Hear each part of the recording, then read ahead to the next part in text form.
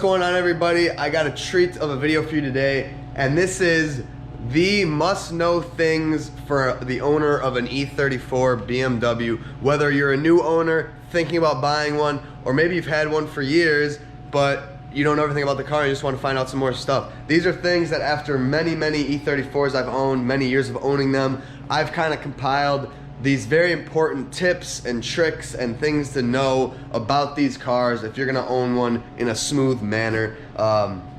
There's a lot of stuff I gotta get in this video, so we're gonna get right into it. So a lot of this stuff is gonna be chassis related, so it goes across all models. Some of it is gonna be 525i related, because that's where I have most of my expertise. I don't really have much to say about 540s because I'm pretty new to it, but again, most of the stuff goes across all the chassis. Number one, and this is a crucially important thing for all you Midwest guys, all you guys that see rain, snow, mainly snow, but again, it's just good car etiquette. This is something that I have lived through on my E34s, and this is probably the biggest downfall of E34s, and that is the bottom door rust. So, if you know anything about E34s, you know that they are infamously rusted at the doors, at the bottom of the doors, and that is because they have these trim pieces, as you can see right here along the lower half, or not lower half, but very lower of the door.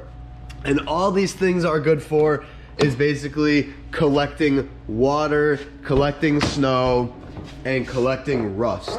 So my Calypso, which isn't here, else I could show you, was a perfectly rust-free car, and I daily drove it one winter and I didn't wash it much, and now it has rusty doors. They're just starting to rust. So if you drive your car in the wintertime, you need to wash it very often. I hardly washed it. Wash it very often, but not only that, after you wash, what I like to do, summertime, wintertime, no matter what, I like to open up all the doors, right? So do this so that they can air dry and the water will actually run out. And then what I do is I get a blower, you know, like a leaf blower or compressed air, and you want to blow out the insides of these doors from both the inside and the outside, and you will be amazed at how much water you'll watch rush out of, like, right here.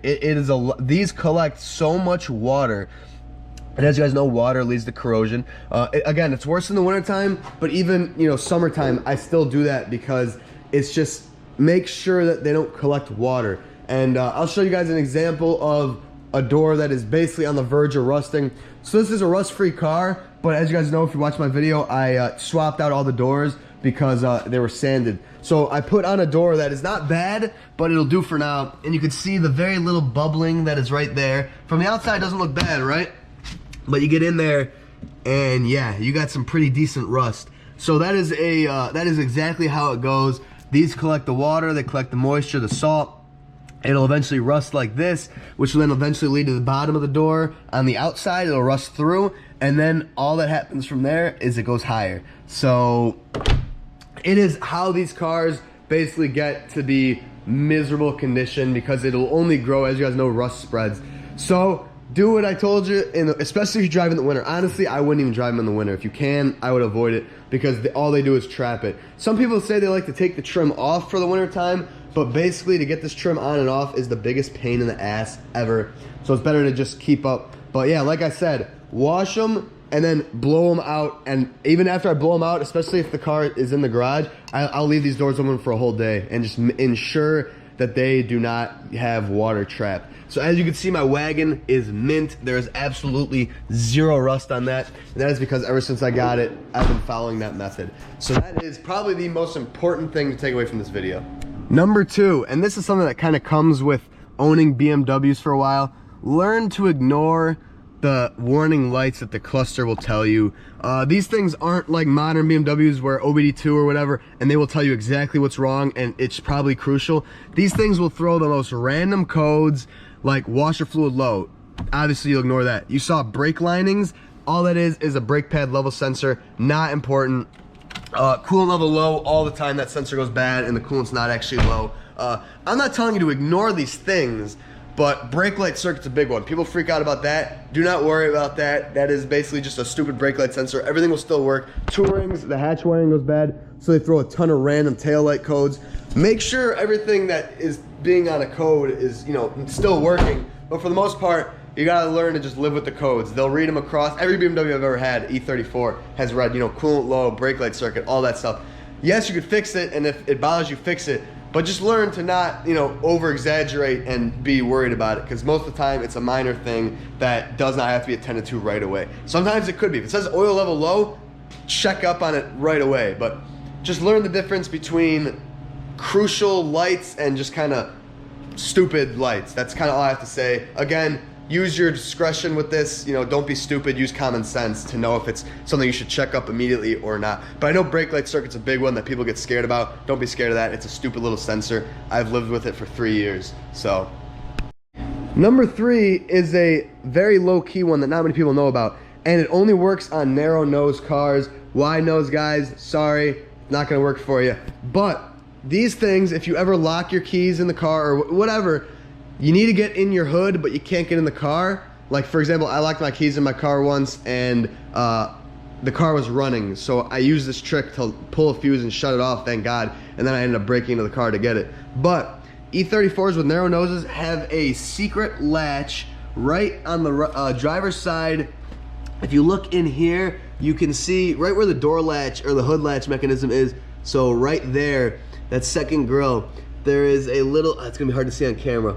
There's a gray tab, yeah, you can kind of see it right there. There's the metal tab that comes down. If you get something hooked, you can go ahead and pull that and it'll pop your hood. So if your battery's dead, you need to get a charger on it or whatever, that is a very important thing. I'll show you that in action right now. But not many people know that, and that is a very nice thing to have on these cars, especially if something goes wrong with the electronics to where you are locked out of your car.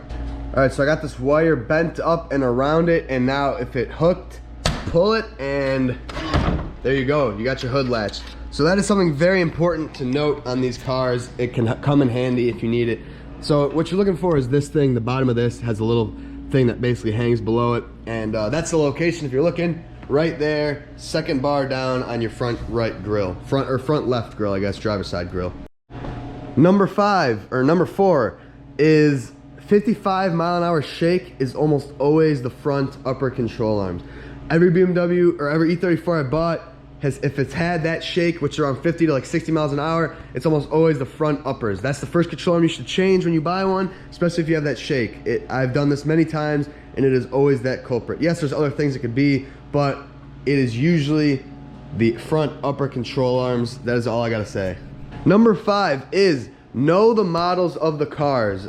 This is more so if you're buying them, but an 89 to 90 525 is not an M50 car. So this is kind of important for those people that are buying cars maybe long distance and getting them shipped and you're not sure of the models or you haven't seen the engine bay or whatever.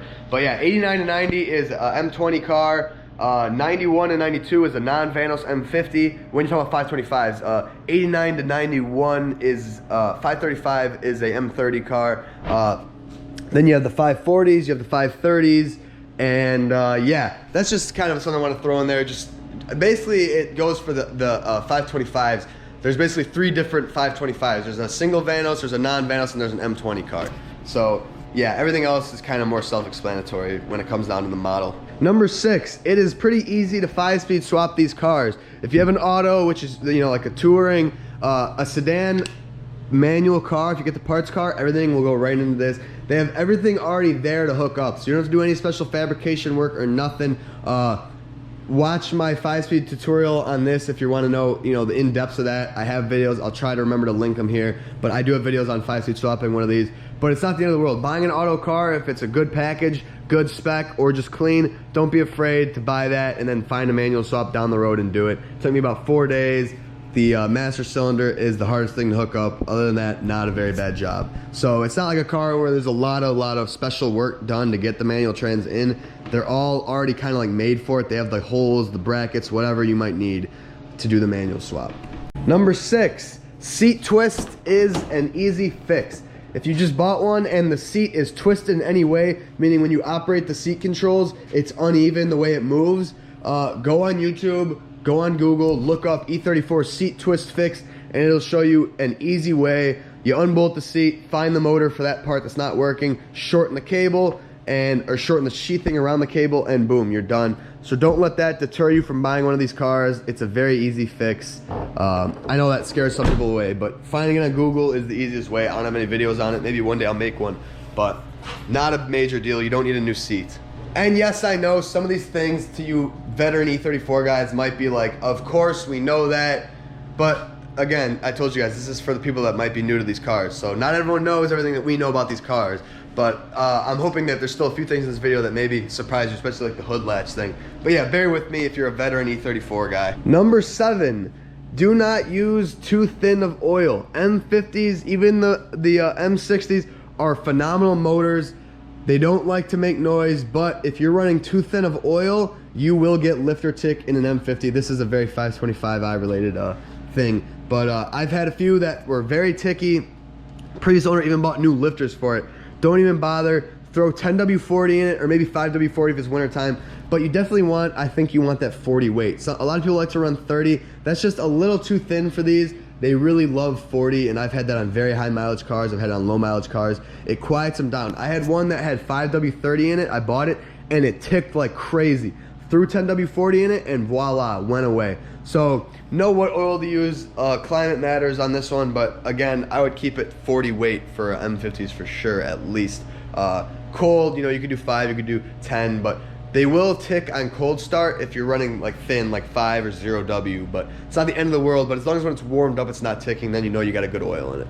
I may be way off on the numbers now, so forget it, but I'll stop doing the numbers now. But number whatever, if you have a crank and no start situation, it is literally 90% the crank sensor on no matter what, 540, 535, 525. Every car I've ever bought that cranked and no started was usually a crank sensor. I've had a few that were other things like fuel related, but it's in my experience, you should just have a spare crank sensor on hand. It mounts right up there in the front of the motor, plugs in under the manifold. Other models are different. But the easiest way to narrow that down is simply pull out a spark plug, pull out a boot, crank the car. If you have spark, it's not your crank sensor. If you don't have spark, then test for fuel. If you have no fuel either, then it's a crank sensor. Crank sensor stops spark and it stops fuel. So if you have neither, it's a crank sensor. If you have fuel and not spark, it's something else. If you have spark and not fuel, then it's fuel related. But in my experience, 9 times out of 10, it's a crank sensor. Next up is for those low guys that like to lower their E34s. Raise your engine. You can see, well actually hold on, let me get a light, you probably can't see. On top of my motor mount, that's a Condor engine riser. Those are crucial for the low guys because these front sump, especially M50 cars, 540s aren't as bad, but the M50 cars in particular, the oil pans sit below the subframe and the sump is before the subframe as well. So they are extremely susceptible to road damage. I've driven these cars super low. You guys have seen my clips, so you guys have seen this car before. I've never cracked the pan, and that's because I raised the engine. Raising it is better than a skid plate because a skid plate can still, if you hit something big enough, it can still break and then it'll crack into the pan. I've had a friend with an E30 that hit his skid plate, which dented it and then cracked his pan. So do yourself a favor and raise your engine. A lot of people debate about, oh, the rest of your drive line. Don't even, don't worry about it. It'll be all right. Your Guibo might wear faster, but everything else will be fine. So people way overthink that. I've had a lot of cars and I've put a lot of miles on raised engines and I haven't had issues.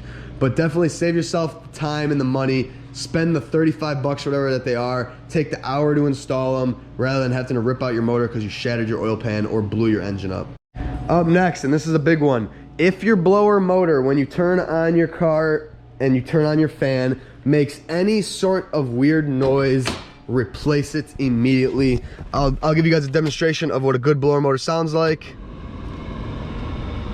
Maybe you can't even hear it, it's pretty quiet, but a lot of times they only work on 4 and not 1, 2, or 3. That's a resistor issue, sometimes the blower motor. But if you hear a squeaking or a rattling or whatever coming from your blower motor, replace it, because that is the main thing that catches fire on E34. I've seen a lot of them burn down because of that. Bad resistor or bad blower motor, if there's dirt or leaves in there, which brings me to a bonus tip. Check your cabin air filter as soon as you buy it, because God, that door's locked, it's annoying. But it's down in the passenger side, tucked up under the dash. If there's a lot of gunk there, it is very susceptible to a fire and you do not want to catch on fire. And that also brings me another bonus tip. For any old BMW, not even just E34s, you should carry a fire extinguisher in these cars. I carry one in my Calypso because it's boosted. You should always have one in a boosted car. But in general, you should always have a fire extinguisher in an old BMW, and it's usually the blower motors that catch on fire. But there is a lot of stuff that can, so it's better to be safe than sorry. Change your blower motor, carry a fire extinguisher. That is a very important tip. Next tip is windows. If your windows don't work and they go down uneven, you got a broken clip, you don't need a whole new regulator. If it doesn't move at all, it's likely still broken clips, you don't need a regulator. A lot of people like to replace the regulators, but most of the time it's just a piece of that regulator. The motor itself rarely goes bad. So save yourself the time and frustration, pull off your door panel and just check those clips. You can buy them individually, they're cheap, they're easy to replace. And that is if you don't have a working window. But if none of your windows work, which I have seen some situations where the car actually did have 4 windows with broken clips, but if you don't hear anything, like you usually can hear like the motor clicking or trying to turn.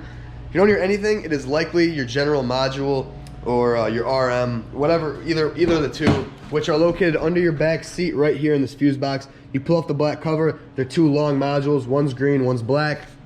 That controls a lot of the interior electronics. So sometimes when you have wacky operating electronics like sunroof issues or whatever, check that, replace that. Usually those go bad and that will cause window issues and all that stuff. And my last tip, not to hate on the 530, but if you want a V8 car and you want to drive faster and you think the 530 is the car to go with, don't waste your time, because the 530 V8 E34s, which comes with the M60 B30, not the B40 like this one, is arguably just as slow as a 525. So if you think 525s are slow and you want to upgrade to a V8, the 530 is not the car to upgrade to, because it'll feel just as slow. They are very underpowered. If you want that extra power and you want that V8, go with a 540. Yes, this is a 530 with a B40 swapped into it, but we've already been through that. It's got a B40, and the difference is insane. A 540 to a 525 is like a rocket ship. I cannot exaggerate that enough. I'm gonna do a comparison video on these cars soon, but there is people that think, oh, V8 means more power. Not with the 530. The 530 is a very weak car. It's not worth buying, in my opinion. I've had one, but yeah, compared to I'd rather just go with the 525i. You got the reliability of the M50, and you got basically the same power as the M60 B30. But the B40 has like 100 horsepower more and is a badass motor. So yeah, that is what I have to say there. Again, not to hate on the 530s. They still sound great, and it's still a cool car. It's still an E34. But yeah, either wait for the 540 or just go with the 525. And there you guys have it. That is the most important things you should know as an E34 owner or someone who wants to buy an E34. Those are just a lot of things that I've compiled over my years of E34 ownership and research. Some things to look out for, some things to know.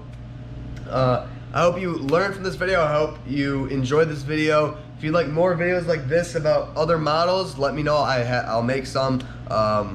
Actually, a fun video to make. I like making this video, so I will probably make more. But yeah, let me know what you guys want to see. I hope you enjoyed. I hope you learned something new about E34s. E34s are the best. My final tip, don't let mileage scare you, because if everything else on the car is clean, every engine that ever came in E34 will run for a long, long time. They are very good motors, especially M50s. They are great.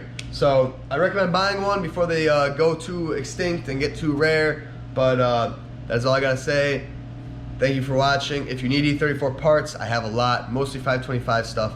But yeah, I will see you guys in the next video. See ya.